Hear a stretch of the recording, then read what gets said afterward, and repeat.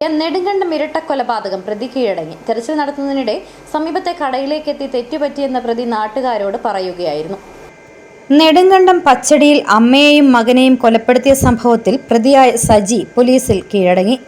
കൃത്യം നടന്ന വീടിന് സമീപത്തെ കൃഷിയിടങ്ങളും പുൽമേടുകളും കേന്ദ്രീകരിച്ച് രാവിലെ മുതൽ ഡ്രോൺ ഉപയോഗിച്ചും ഡോഗ് സ്ക്വാഡും തെരച്ചിൽ നടത്തിയിരുന്നു. ഇതിനിടെ സമീപത്തെ കടയിലേക്ക് സ്വയം ഇറങ്ങി വന്ന സജിയെ നാട്ടുകാർ പിടികൂടി പോലീസിൽ ഏൽപ്പിക്കുകയായിരുന്നു.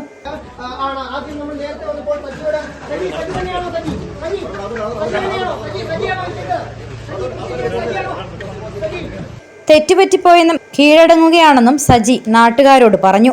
കഴിഞ്ഞ ദിവസത്തെ തെരച്ചിലിൽ സജിയുടെ ബാഗ് സമീപപ്രദേശത്ത് നിന്ന് കിട്ടിയിരുന്നു. ഇയാൾ അധിക ദൂരം പോകാനിടയില്ലെന്ന് മനസ്സിലാക്കിയ പോലീസ് പ്രദേശത്തെ കാർഷിക മേഖലകൾ കേന്ദ്രീകരിച്ച് തെരച്ചിൽ നടത്തുകയായിരുന്നു.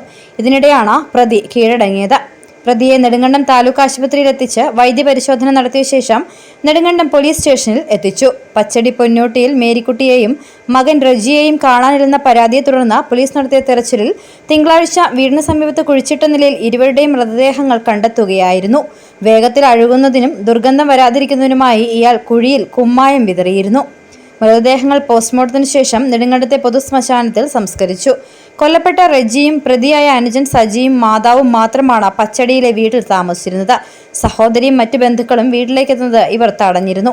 സജി വിവാഹം കഴിക്കാൻ ആഗ്രഹിച്ചിരുന്നെന്നും എന്നാൽ റജി ഇതിന് എതിരായിരുന്നുവെന്നും ഇത് നിരന്തരം തർക്കങ്ങൾക്ക് ഇടയാക്കിയിരുന്നെന്നും പറയപ്പെടുന്നു. കഴിഞ്ഞയിടെ തന്റെ വിവാഹത്തിന് നാട്ടുകാരെ സജി ക്ഷണിച്ചിരുന്നു.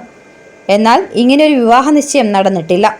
കല്യാണം പറഞ്ഞ് അത് കഴിഞ്ഞപ്പോൾ തന്നെ എൻ്റെ അമ്മയുടെ ആരാണ്ട് ഇവിടെ തിരുവല്ലായി മരിച്ചെന്നും പറഞ്ഞ് ഇവൻ മാറ്റിവെച്ചെന്ന് പറഞ്ഞു.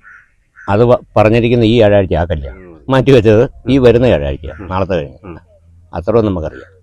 ഏതാനും വർഷങ്ങൾക്ക് മുൻപ് കാണാതായ സജിയുടെ പിതാവിന്റെ തിരോധാനം സംബന്ധിച്ചും അന്വേഷണം വേണമെന്ന് നാട്ടുകാർ ആവശ്യപ്പെടുന്നു. ഇവരുടെയും കൊലപാതകം സംബന്ധിച്ച് പ്രതി കുറ്റം സമ്മതിച്ചിട്ടുണ്ട്. ശരീരം മറവ് ചെയ്യുന്നതിനടക്കം ആരുടെയെങ്കിലും സഹായം നേടിയിട്ടുണ്ടോ എന്നും പിതാവിന്റെ തിരോധനം അടക്കമുള്ള കാര്യങ്ങളിൽ വിശദമായ ചോദ്യം ചെയ്യൽ വ്യക്തമാകുമെന്നുമാണ് പോലീസിന്റെ പ്രതീക്ഷ. City vision, Nedumkandam.